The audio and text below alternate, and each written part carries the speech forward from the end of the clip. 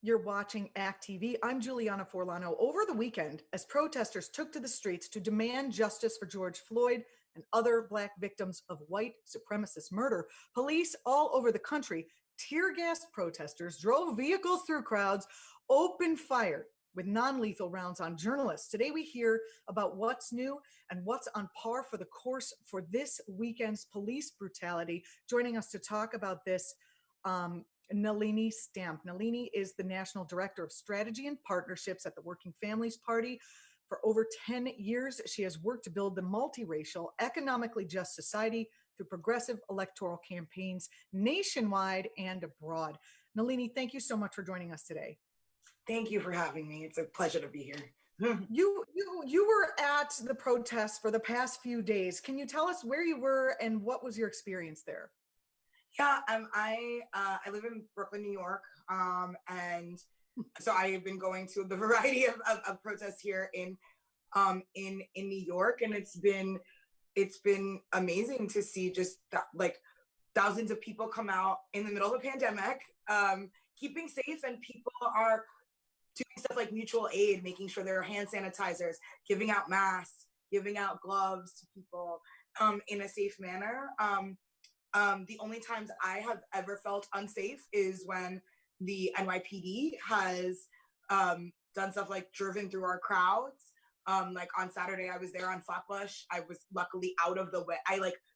Was luckily out of the way, but it was crazy, and I still felt a lot of fear for the folks on the other end. And can you talk about what happened? I'm sure people saw, but there are so many protests and so many similar stories across the country. Absolutely. So on Saturday, the marches started at Prospect Park. And what's really beautiful about these marches is that a lot of them are organic. People are going in clusters, and their community members, the people who are there with, their friends from school or whatever it is, right? Like, it's just community members, and folks are just going to different places. People are like, let's go down here because this is where this person was killed. Let's go down here because this is where this police precinct is. And so which is a bit messy, but like, what movement isn't messy, right? But also it's beautiful because people are just taking their own initiative. And so I was on a march that cut through Flatbush, through the park, because we were on the south side of Prospect Park. And there was already a cop car that basically came from behind. I didn't see him at some point, but went through and was in Grand Army Plaza. We keep walking. That car tried to, people did defend themselves, I would say, from that car that time.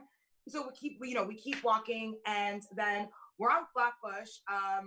We were at a standstill because there was a little bit of a standstill on Flatbush and St. Mark's, that area, because of where the police were coming from, and people were just trying to figure out, okay, what do we do? Like, how do we, and all of a sudden, and it didn't even have the sirens on at first, but all of a sudden it was just like, boop, boop. Like, I just remember just passing my ear, and I looked back and was like trying to yell at people. It was just like, get out the way, or and I mean, the reality is I shouldn't have to scream, get out the way, because the cops shouldn't be barreling their cars into us. And so they did that, right there on Flatbush, and it was pretty scary. And that was Saturday. The mayor said that they were doing it out of self-defense, which is just driving your car is in a crowd of people is self-defense. Right. I am very disappointed at the mayor's response. I think I heard this morning he has a Black wife and 2 multiracial children, and one of whom was arrested at one of the protests. And he said this morning, and I paraphrase, I need to understand more about the Black experience before I can make it. I'm like, what? How do you not understand more? I remember that he talked about it during his campaign, his first election campaign. He talked about having these folks, because it was right after Trayvon Martin died. It was right after Marley Graham died in the city, in his own home, which is a case that I worked on with Communities United for Police Reform, which is a great group. Everyone, if you're in New York, support their efforts this week. And yeah, I just am highly disappointed in the mayor's response over the weekend. And also that the police union on getting rid of stop and frisk. He campaigns on police brutality. So I'm just, I if you campaigned on it years ago, like, and now you've been mayor for the last Now's 7 the years, time. like, yeah. So We have a comment coming in from the Twitch saying that the police union actually doxed Mayor de Blasio's daughter on Twitter. Yep. Don't you think that would make de Blasio turn against them? I mean, here's the thing though, the police, I mean, here's the thing that we need to be talking about across the country. Now, I just want to say this and like proceed this, especially since, I know that the AFL got their windows broken in yesterday, the AFL-CIO, the American Federation of Labor, Congress of Industrial Organizations. I'm a big supporter of labor unions. Just to be clear, I believe every worker, with a caveat, has the right to a labor union. What the police benevolent associations and the FO, like the fraternity of police and all of the different BAs and national associations of police do is not protect workers, which are what unions are supposed to do across the board. They protect just their own, and they actually, like, even when their own is wrong. And for the benevolent association to dox a young Black woman, to be honest, I don't care if she's the mayor's daughter or not, is a bad precedent of what they have, what people, like, what are the cops doing? Are they taking screenshots of all their names and sending it to their unions? Like, that's not, the unions are not in control of this. Like, the benevolent associations are not in control of the city. Like, the city council and the mayor is. And yet they kind of are. Really, and also the benevolent association sent out a letter that said, cops, even if you're off duty, arm yourselves. What is that supposed to be signifying to people who are already afraid of the cops, but now what, have to be afraid of everyone? I mean, Black folks do have to be afraid of basically almost everyone because that's the state of our lives. But what does that say? Like, why are you fear mongering? Like, people are upset because their backs have been against the wall. Enough is enough. And the outrage isn't at, people walking down the street. The outrage is at the police and what they have done to terrorize our communities for decades. Nelini, what do you make of the conversations out there that suggest that it's not necessarily the rioters who are doing all the damage? It is provocateurs who are coming in, and also on the same page, the folks where you have a peaceful protest and then the police just provoke violence. Yeah, so in my experience, what I've been seeing just like at the protest, it's been police have been invoking violence, and then people are just like, well, like, what, like, I literally, every time it gets to a certain point at night and the police start to act up. Of course they're probably tired. They've been out there all day and they're just like, at that point, probably F it, right? And it is, and they start to invoke it during the day too, but at nighttime is really when it gets bad. Now, I'm going to say a couple of things. One is, if anybody out there is more worried about a Chanel or Gucci store or Soho, in the sense of the actual stores that are in Soho being torn up, and more worried about that than the human life, I'm sorry, but you have your priorities wrong. These multi-million-dollar companies that actually have racial profiling. Remember when Bloomingdale's and Macy's were going all through those racial profiling things in the city of New York? Like, it's not that these companies are not without that. This is how racial capitalism works. And a lot of these companies use the foreign labor that is basically slave labor. And yes, slave labor still exists, like the Bangladeshi fire that happened a few years ago. So if you're more mad about these corporations who actually take advantage of people's lives, I get being upset about small businesses, and I get the frustration about that. I still, at the end of the day, I don't think if rioting was the main expression, we would have all riots all the time in the United States. It's not the main expression. It only happens when people are forced. And I will say, yes, I think that there are cities that are experiencing provocateurs. There have been provocateurs in movement from people who don't agree with you politically, or for people who are paid provocateurs, whether it's by the state or what have you, right? Like, we know that the FBI infiltrated Occupy. We know that, right? Like, we know these things have happened. We know that cops and undercover folks keep tracks of movement. So I think that it is a real conversation we need to be having, but I think it's kind of a stretch for some of the liberal leadership to say that it's like Russia. Like that's a bit of a stretch. What do we say to our maybe not so aware relatives who are not who are not necessarily for the cause or whatever, when they just give you a Fox News talking point of like, I don't understand why they're rioting? What's the response that you would suggest? Yeah, I've been asked, and I'm like, we got to ask somebody else. This is, not. No, I mean, I think, first of all, I always say, like, what I just go back to, again, why we're out here, right?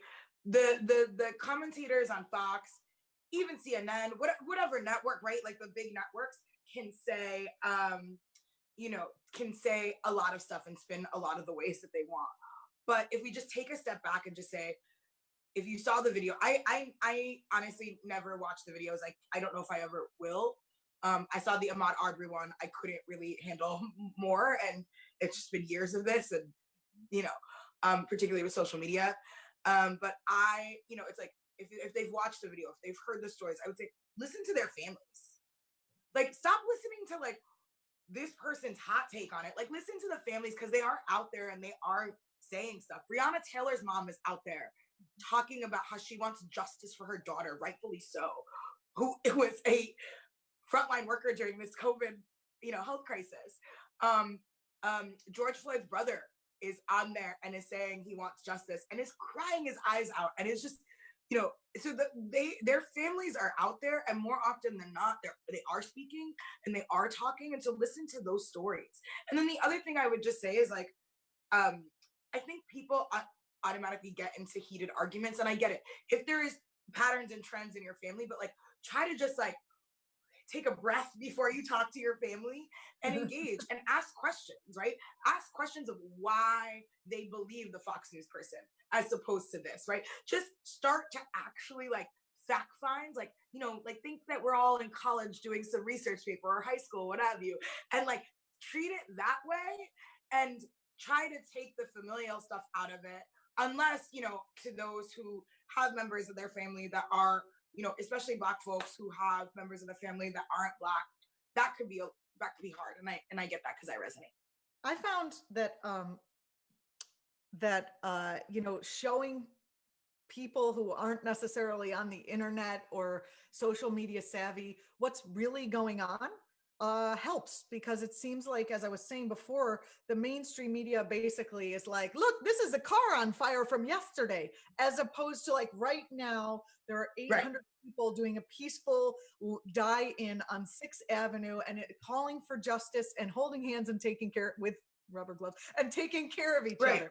They are not reporting at all about the peacefulness of these protests and the power that you reported on when you first got here, of the solidarity that you feel at the moment. Your thoughts? Yeah, I mean, I was one of the two most beautiful moments, and I made a little bit of joke about this because it's totally me, but I was like, the beginning of the march I started with Les Miserables, the end of the march I ended with trap music, and that's literally what happened. Like, we were singing, "Do you hear the people sing?" like down Flatbush, and it was beautiful, and like, it was funny because it started out slow, but all the musical theater nerds came out, and so it was joy. And even before, when we were on, there was a standoff, and there was just a peaceful line of people kneeling in front of the cops or with their hands up, whatever they could do, they were able to. I was on the music and the Black Joy side, and there was this group of like teenagers that were like doing some trap and just like, yeah, we're like, we got the streets, like this is what it's about, like, and like dance, like we also can show Black joy, right?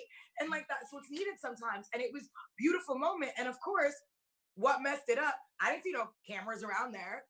I didn't even see the people. Like, I also think it's a responsibility of like us who want to, like, there are a lot of folks who do live stream. There are a lot of folks who are live on their Insta and all that stuff. And I would just say to you all, catch the moments of joy as well. So that we can also tell our own stories, because the mainstream media is not, and it's kind of riot porn at this point.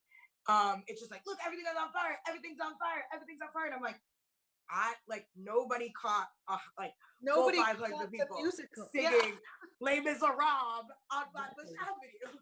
So I Oh just think God! it's And like, then it just plays into the narrative of look at those wild blacks. When yeah, I was looking during the day at what was happening at Barclays, it was a multiracial group. These are absolutely, all people. absolutely. Yeah.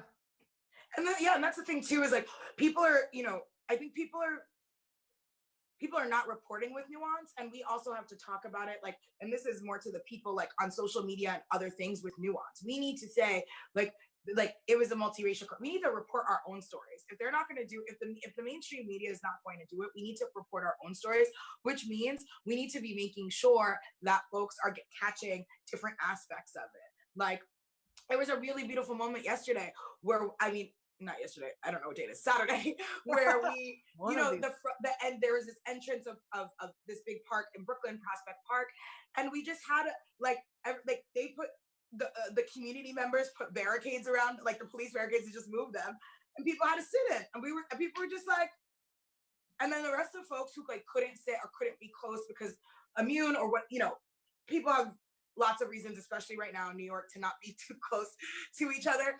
But folks were just like standing around, supporting, showing love. Some people were singing, some people were just talking, some people were silent, and nobody reported that beautiful hour of holding an intersection in a circle. Do you think? Do you think that this is a significant moment for the movement for Black lives, and what needs to happen for us to sustain the activism and really make the most of this moment in a way that protects Black people from the kind of brutality that they've been facing? Yeah, I mean, I actually think this is a mass popular moment. This is not just one movement. I think that people are frustrated because if a lot of people are using dumpster fires as an emoji to describe 2020 and also our country, but our leadership has failed us. Mm-hmm. People are seeing that throughout this pandemic and this crisis. They had, somebody should do a calculator of how much money they're spending every night on tear gassing and just and then how much money they decided to spend on, not funding hospitals and funding corporations, right? Somebody said that the largest looting, I actually think that it's worse that corporations looted like $500 billion from a stimulus package than what's happening in our communities that could have been gone to the communities. And that's not my quote, but somebody said that on the internet, and I was like, yes, let's all repeat. That is I say that to say it, right? I say that to say that I think this is actually a mass popular moment. And what I also say is that the movement for Black lives hasn't stopped. And I think that we need to give that credit. A lot of movements have come and gone. I've been a part of a lot of them, but this movement hasn't stopped. Whether we've seen it in the mainstream or not, this movement hasn't stopped from from us being able to do the uprisings of 2014, or and manifest that into things like the Vision for Black Lives, the policy document, creating an electoral front where we've been winning DA's races and all of that stuff. It hasn't actually stopped, and this moment I think is just a mass popular moment that we haven't seen, and we just haven't seen uprising. I mean, this country looks like France on a Friday. Yes. And so I also and I have been talking to a lot of my European comrades. So for those of us in the States who don't know, people do uprise for years and have a history of that. We just don't, and we've purposely, not we as in us, but we purposely have had people demonize uprising because they know that it sometimes works, and it's the only way people need to express themselves. What do you think that about the elected leaders from Trump? We talked a little bit about de Blasio. Donald Trump, we know who he is. The fact that he has not come out to make a statement other than saying, if you start looting, we start shooting. What do you think? Can you comment comment on that? If he comes out to talk, it seems awful. If he doesn't say anything, he's abdicating responsibility. Yeah. Where are we? Yeah, I mean, what I'm seeing here is, Trump is doing his thing where he's like his name, his name convocation, where he's like the lefty loosey media, whatever he's doing, right? He's just sitting there making his own like Mother Goose stories, but for like fascists with these names. And here's the thing about Donald Trump is that I do believe that that man is an absolute coward. He is a coward. He cannot face this stuff. He has said that he is talking to the Floyd family. I'm sure if that wasn't true, they would have said, it's not. But you are the president of the United States. I wouldn't even take his fucking call if I was. I wouldn't either. I mean, I respect whatever choice. I wouldn't either. I'm sorry. You decided a few years ago to call all Mexicans rapists. You've decided to just use black people. There's good people on both sides. You literally decided to use black people as props. Like you don't you literally. It's always a photo op. Like actually just physical props and use black people to kind of get your speak, like get your way, get your stuff expressed. And I the reality is that I feel the same way that unfortunately, and I can't believe I'm quoting him, that Kanye West felt about George Bush, is that like Donald Trump don't give a about black people, right? Like just doesn't. And doesn't give a about immigrants, we've been through this. We saw when he started separating families and young kids started dying in detention centers. Like if that wasn't a clue of who he was and who his administration is and who's in power, like we have to, get into a reality check. But I don't know, I'm looking forward to, I'm it's a struggle out here in the election season for president in 2020. But I am looking forward to voting him out, and we need to be really prepared for him to pull some weird stuff, because that's what he's been pulling. But he's blaming, and we need to not, in this thing, these elected officials, we need to not blame. We need to make sure that we're having a nuanced conversation, because what he's saying like this is what happens when cities are run by Democrats, right? And that is not actually this has nothing to do with who's running the city. These just happen to be big populations of cities, so they have big police forces. Mm-hmm. And so it is not about, and let me tell you, like, there are a lot of cities that have Republicans there and stuff like that, but Democrats, this is really not about left and right. This is about white supremacy, which is prevalent on the left and the right. And really, as we saw from the lady in the dog park. We had that nice example of the lady in the dog park to be a good good example. Exhibit A. We're speaking with Nelini Stamp. She's a organizer for the Working Families Party. What has there been a party response to what's going on? What is the Working Families Party calling for? What can we call for of our elected officials now? What do we want? So a lot of cities, the Working Families Party supports the movement for Black Lives in every step of the way. And, this is a week of action right now. So we're doing our own part to take part in that week of action. So I'll say it in twofold. One, we are hearing the calls and we support, endorse, and fully are going to try to figure out how we use our power and our sway with elected officials to make sure that city budgets that are coming up, that we defund the police. Clearly, they have, if they can't get that there is a problem with all of these uprisings, their budgets will be cut. And then we have to invest into things like public health and service and making sure that we invest in housing and all of the things that public people need, right? Communities need, education. And so we are calling to defund the police in cities across the country. And we'll work with elected officials to figure out how much and all that stuff, but we're going to take the leadership from folks on the ground in the different cities to figure that out. And two, as the party, we're going to make sure we have some great candidates for district attorneys across the country. There are a lot of district attorney races up this year and next year. And you best believe we're going to do everything in our power to make sure that the district attorneys put decarceration, that put people first, are going to be the ones that we elect across the country. Well, I look forward to helping you and supporting you with that. Nelini Stamp from the Working Families Party, thank you so much for being here with us, and thank you for putting your body on the line for justice. We appreciate it. Thank you. Thank you, everyone. I love it. Take care. look forward to your next visit with us under Yes. God knows what'll be happening then. But until then, you can follow Nelini on Twitter, please, at Nel Stamp, NELSTAMP. Thank you so much for being with us. I appreciate it a lot again. Thank you so much for having me as usual. See y'all next time.